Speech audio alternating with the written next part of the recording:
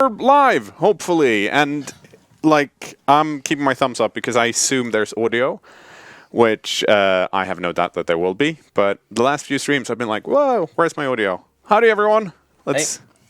I'm cKnoor. I'm the stream producer. This is Martin. I am the Stellaris AI developer. And we're going to take Blorg further into space and find some friends and make Blorg great again. Space, Definitely. depending on who you're asking. The first episode that the first stream and then the first episode on YouTube, people seem to like it. So I feel like we have a lot to live up to. Yeah. But you brought the hat, so yeah. I don't see how we can fail. Really? I mean, we're going to build a friendship and we're going to make the aliens pay for it. Yeah. And when you say friendship, of course, we're talking about a spaceship for friends. Of course. And just as a side note, if you're watching this on YouTube, we're streaming for 2 hours, and that's way too long to upload in one chunk. So you're probably going to see this chopped up into smaller pieces. For those of you that are here live right now, thanks for hanging out. It's going to be an awesome time. I am going to do my best and try and keep track of the chat. But we're going to be in space, so don't be dissuaded if you have a question and we haven't been able to answer it. Post it on the forums, and we'll try and sort it out over there. We have some mods in the chat that can help you and answer some questions as well. Okay, so shall we get going? We should. Okay, and we are picking up almost where we left last time. I have played like 6 months since last time, because I wanted to... Basically, what I did since you saw this last time is I surveyed Scholl and Sorf, because they were pretty boring systems, and, you know. We want to try and stay away from boring stuff as much as possible. Exactly. We want friends, not just in empty balls of space. So, what we'll be doing now is that I have taken our science ships, and I'm sure you all remember the lovely Mercedes Romero. Yeah. She's leveled up, right? Because she was 2 stars before. Which means that we can actually do our special project here, but in a bit. In a bit. Yeah. And we're actually gonna send her to explore the Kerbal system, because I have a good feeling about that system. So there's this dashed green line in the middle. What does that actually mean? Okay, so the larger blob is obviously our borders, right? Yeah. Our space empire. The dashed green line shows our sensors. It's basically because the Blorg system is here. So Kerbal and Zorf are within our sensor range from our planets. Yeah. If any ships appear there, we will be able to see those ships. Oh, outside our border range, we sort of have... We're claiming this is ours. Yeah. But we don't really see it. Yeah, it's like it's space is vast, people. And we can't keep track of everything. And yes, Stream, I am getting increasingly blind as my hat is falling down here. So, okay. No, you are not allowed to move that mic. Okay. But Micah's might be able to boost the green mic a bit. Can you do that? I will move mine away a bit as well. Okay. These mics they're great, but if you put them too close, you get a very breathy... Yeah, let's avoid that. We get enough of that from the Blorg. Okay, so I am going to unpause and start.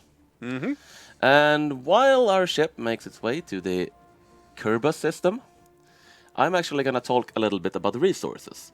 Because, as you can see, I mean, I talked a little bit about this last time. But I wanted to go a bit more into what I am looking for. Because, I mean, obviously we're looking for worlds to colonize, right? To grow our space empire. But another reason to go into space is to find the resources. Specifically, energy, minerals, and research. Yeah. Energy and minerals differ a bit in that energy is sort of your currency. It's what you have to pay to maintain everything. So we can see here in the tooltip that almost everything we have costs energy maintenance, right? Whereas only our warships cost mineral maintenance. So energy, you kind of want to stay at not too high levels because there's not that much to spend the actual energy credits on, except like trading and such. But minerals, you kind of want as much as possible because you will be spending lots of minerals to build things. Research, more research is nice, right? But early on, you probably want to rush minerals and have enough energy to be paying for all the things you're building. Yeah. And so far, from my perspective, not having played that much, we have a good start on energy, not so great start on minerals. Pretty much, because you can see in our home system, we got 8 energy in the home system, and that's great. 2 minerals, not that great. So, but we have actually found 4 minerals in the shoal system. So, while I was playing between the sessions, I sent our construction ship to start exploiting all of these minerals. Hooray! For our mighty Blorg Empire. And it actually appears that we have found some potentially habitable worlds here in Kerbis. We have found, I believe that is a tropical world. Perfect. Another tropical world. What the? I don't think we're. There hasn't been anything done with this stream save, but I've never been this lucky. Look, the Blorg are naturally lucky as well as friendly people. Yeah, I mean, to be fair, like, the longer you live, kind of the more likely you are to have lucky encounters, I guess. True. And we have found an anomaly, but I don't really like that. No, that's risk. That's higher than 50-50. Let's leave that be for now, and we can send Mrs. Romero to handle that later, because she's better at it. In addition to the 2 tropical worlds, we have found Kerbis 4, which is a tundra world. Not so ideal. No. And the way you determine whether a planet is good for you, as I said during the setup, is how close it is to your type. Yeah. And this will give it a habitability score.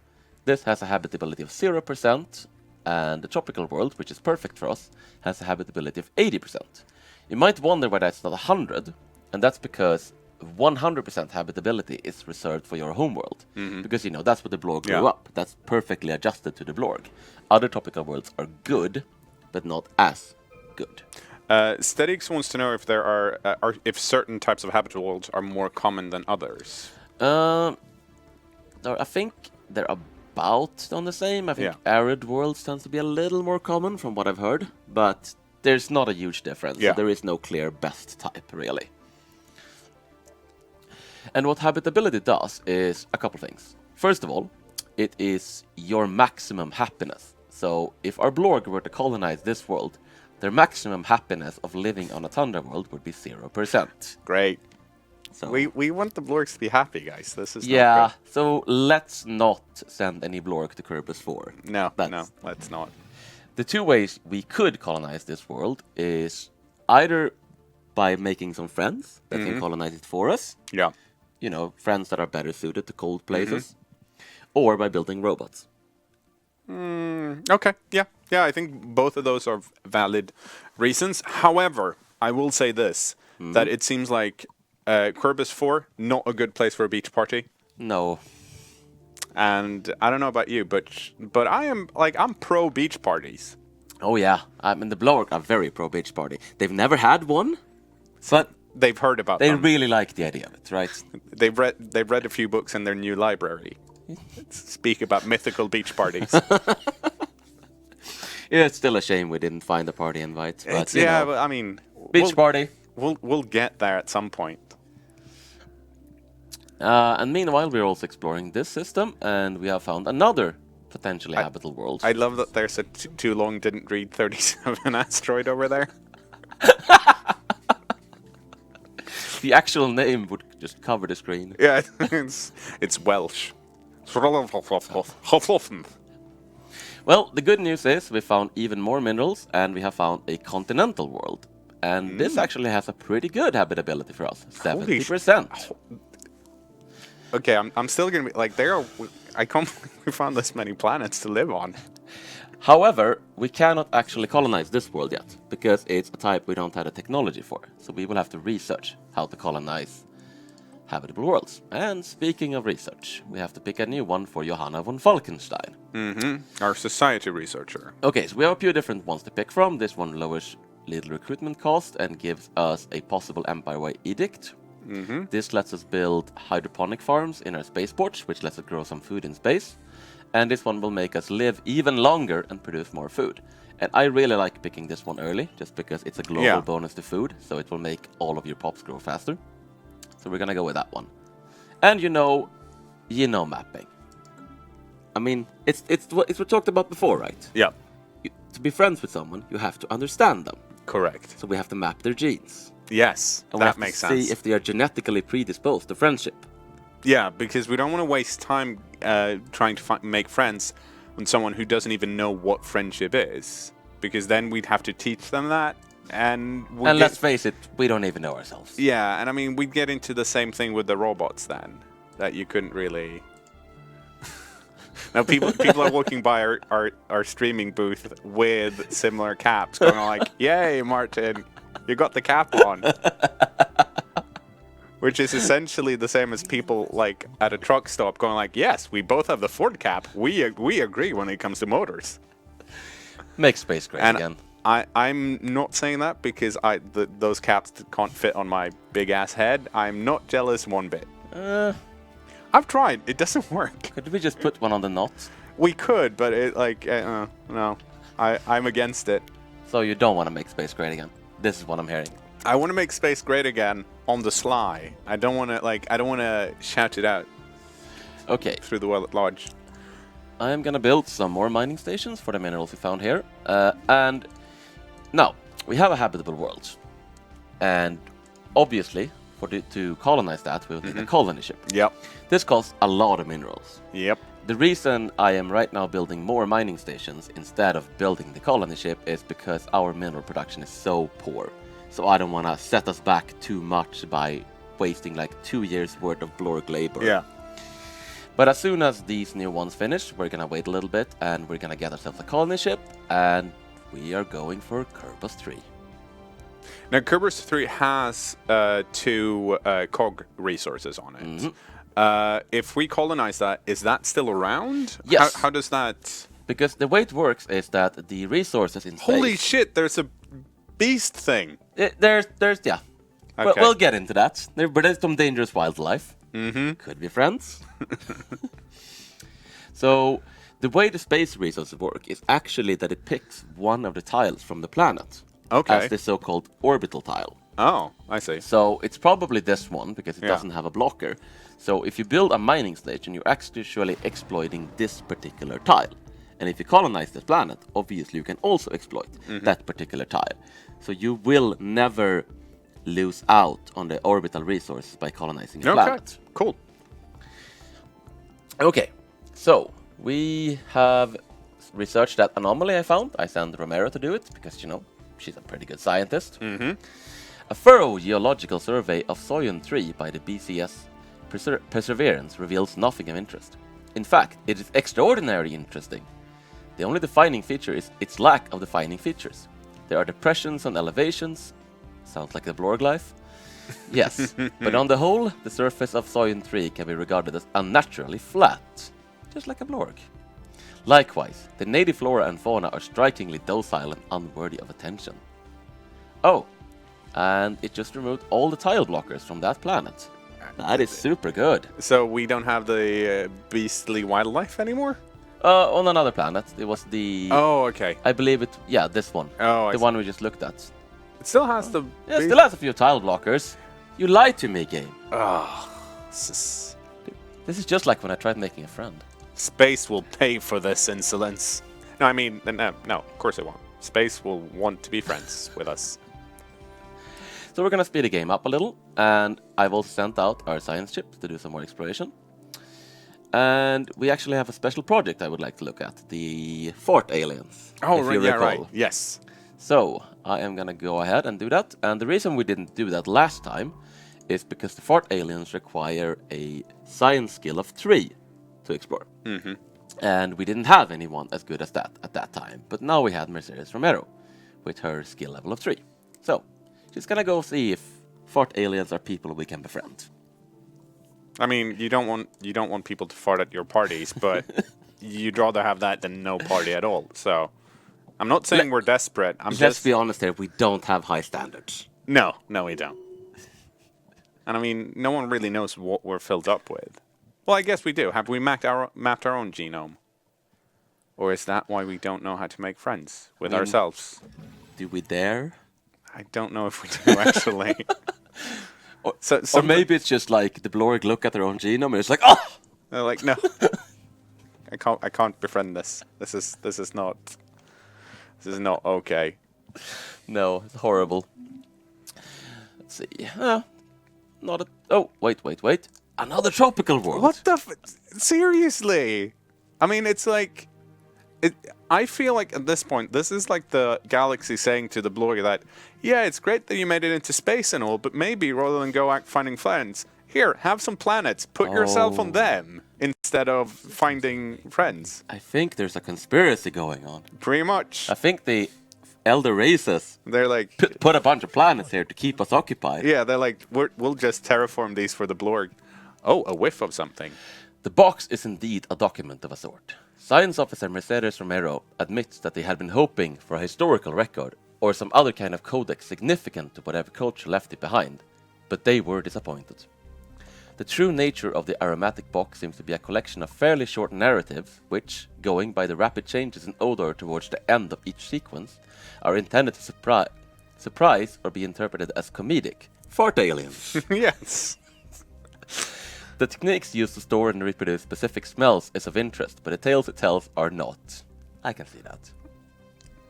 The crew of the BCS Perseverance are left with the uncomfortable feeling that they have unwittingly become intimately familiar with what certain gaseous byproducts of alien digestion smells like. Literally fart aliens.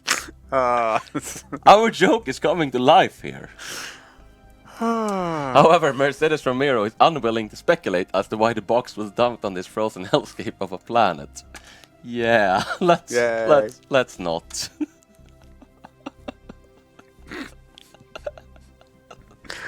Oh. Okay, good. We really need to stop being right about things. Yeah. I mean, it's... I don't know what to say about that. Okay, hold on a minute. We have completed some research. Oh. Ooh, and here we have something interesting. We have a rare technology. So, if you ever played MMO, you are probably familiar with the concept of rarity shown in color. Mm-hmm. And I have already talked about how the technology system is a deck of cards. So this is a rare card that just popped. And this will let us build an observatory in our spaceports, which increases our physics research. And if we don't take this, we are absolutely not guaranteed to ever get it again, so I'm taking that. Yeah. We're also gonna go for armor, just because I want to get some spaceships components going, some of the more basic stuff, so I can show off the ship designer. And, you know... Yeah, I mean we're keeping the theme of... observing people from a distance here, yeah, right? And I feel like once you roll up on someone in your new spaceship, you want them to be impressed, right? And people aren't going to be impressed if you roll up with like the shitty armor. They're going to be like, "Ooh, ceramic." We need epic armor. Yeah, with flames and stuff. Very shoulder impressive. pads. Yeah. We need shoulder pads. It's like we need to have a power suit-esque spaceship. Very important. And it's time to build a colony ship. Yay! Because we now have the minerals for it. Kerbis tree, you will soon be ours. And in the meanwhile, I'm gonna keep exploring because we still haven't found any friends. Lots of planets, no friends. So when you're exploring, when you're playing, do you have a strategy for how you choose your next system to explore? Typically, I will explore in a circle outwards. I like playing with hyperlanes. Yeah. So, and hyperlanes is a lot more like it's restricted in where you can go. So I will typically, when playing with hyperlanes, try to explore in such a fashion that I can grab the systems that will maybe lock down the hyperspace points. Yeah. In warp, I will typically just go out in a circle, you know, pick a system close, go there, look at it. If you want to be a little smarter than me right now, you could look at the star types, because the star types affect what's likely to appear there. Oh, okay. Like, for instance, yellow stars are pretty likely to have life. I believe white stars, these can also have... White stars are also quite good for life. Black holes, which is not a star, but it's a dead star, are really good for like physics research and so on. So you could definitely have a more detailed strategy, but let's face it, I'm just throwing ships out there and hoping we run into something. Right, I am gonna go for Frontier Clinic, which is a nice building you can build on planets to increase their habitability. Oh right, so it's a building you would normally build on a planet where you've colonized the planet, rather than your home planet. Exactly, because your home planet already has 100% habitability, so not much point of frontier clinic. There are signs of activity by ancient precursor civilization. Ooh. We're definitely checking that out. Yeah, it only had a 5% failure risk. That's... Maybe they're still around. They could be. Maybe they'll like us. Here's hoping. Please like me. I feel like it's two different things. They're still around, yes, no, and then you go to the second tier, maybe they'll like us. And then you go to the third tier, which is, please notice me, precursor senpai.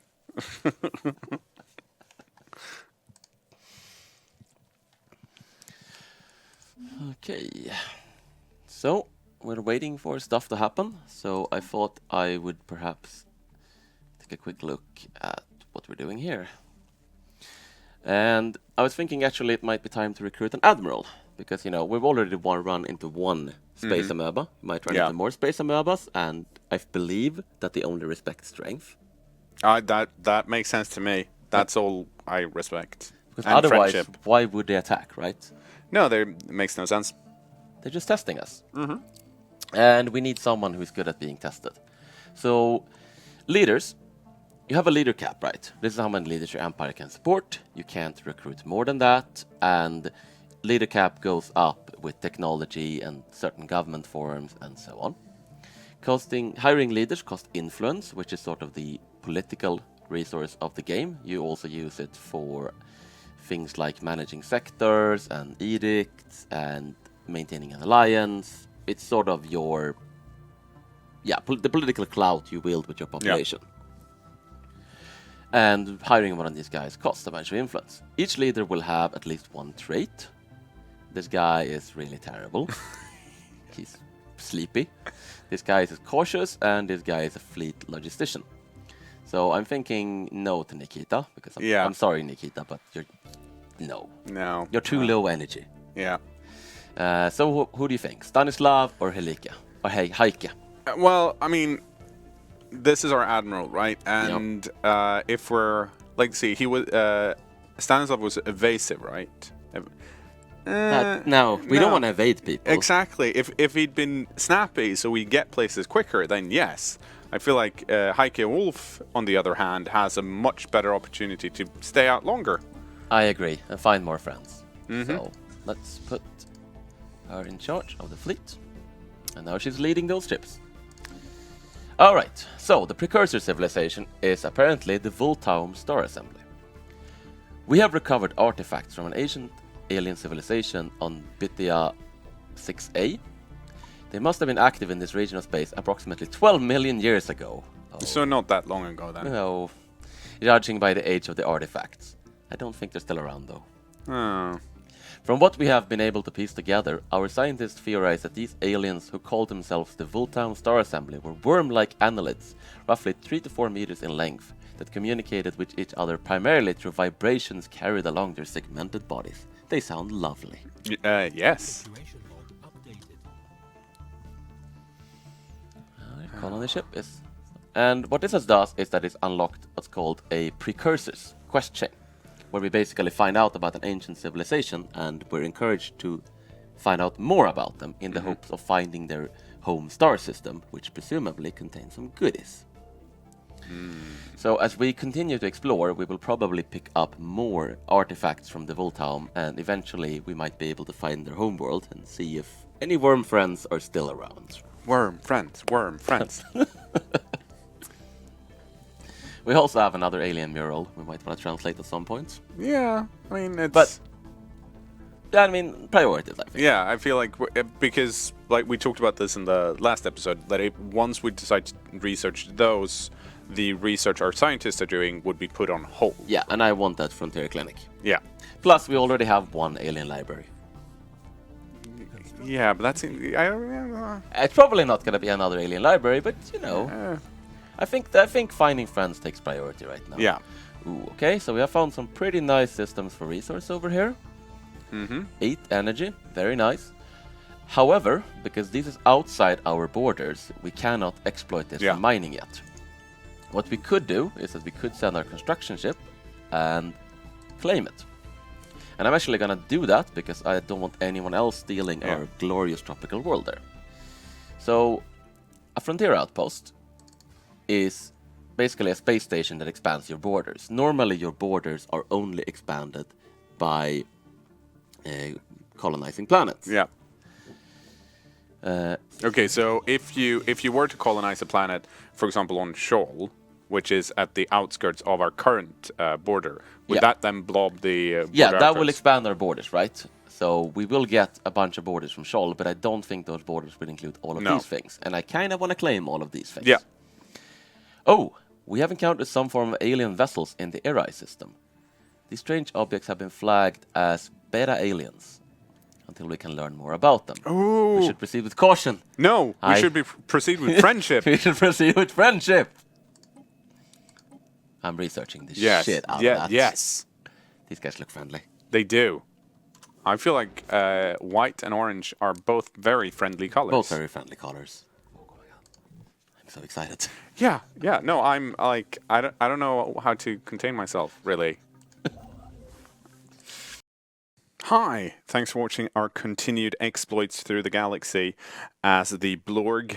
You know what? If you want more Blorg, you should check out the full Blorg playlist up here. If you want to see more cool Stellaris stuff, have you checked out our trailer yet?